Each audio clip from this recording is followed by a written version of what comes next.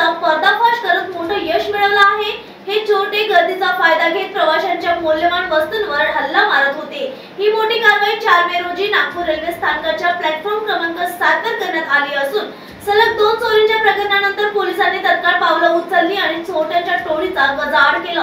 पहिल्या प्रकरणात हुडकेश्वर येथील नेहा अमन वानखेडे यांची बॅग स्टेशनवर उतरताना चोरट्यांनी उघडली आणि 7 ग्राम सोन्याचं मंगळसूत्र व चांदीची पायटी असा एकूण 56,500 रुपयांचा ऐवज चोरून नेण्यात आला। दुसऱ्या घटनेत इतवारी रोड येथील अरुण कोटेकाने तक्रार दाखल केली की त्यांच्या पत्नीच्या बॅगेतील लहान पर्समधून संशयास्पद महिलांनी 40,000 रोख चोरून नेले।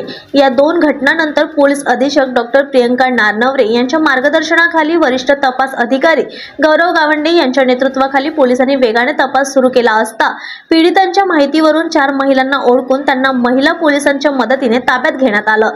प्रारंभी आरोप फेटाळले गेले पण चौकशीत त्यांनी दोन्ही चोरींची कबुली दिली। त्यांच्याकडून चोरी गेलेलं सोनं, चांदी व काही रक्कमही हस्तगत करण्यात आली असून चौकशीत त्यांनी हैदराबाद, चेन्नई, तिरुपती, रायपूर, बिलासपूर आणि दिल्लीसारख्या स्थानकावरून चोरी केल्याचं मान्यही केलं। सध्या 4ही महिला नागपूर सेंट्रल जेलमध्ये 17 मे पर्यंत न्यायालयीन कोठडीत आहेत।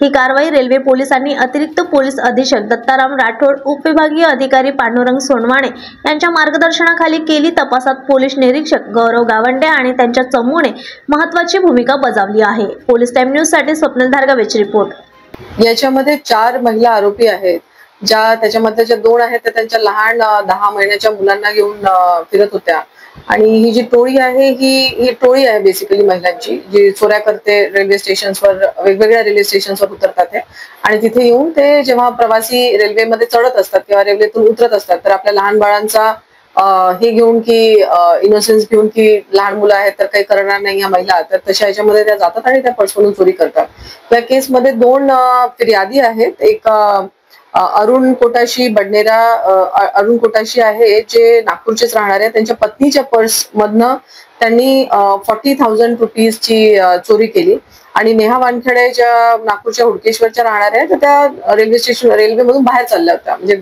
उतरल्या होत्या नागपूर आणि बाहेर चालल्या होत्या। तर त्यांच्या याच्यातून 56,500 ची त्यांनी सोने आणि चांदीचे दागिने यांनी चोरले होते।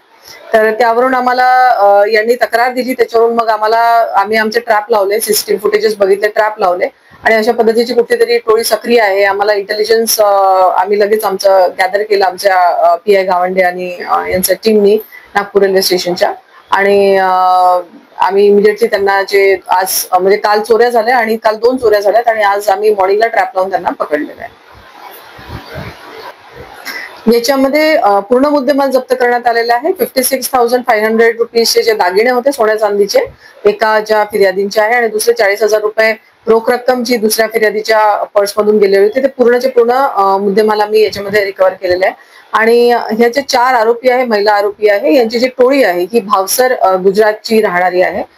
जरी ते तिथले असते पण त्यांचं कंटिन्युअस मोडस असं आहे की ते वेगवेगळ्या रेल्वे स्टेशनला जातात आणि वेगवेगळ्या रेल्वे चेंज करत असतात, तिथे जातात, चोऱ्या करतात आणि परत ते चेंज द रेल्वे स्टेशन परत ते दुसऱ्या ठिकाणी जातात, एका ठिकाणी ते नसतात।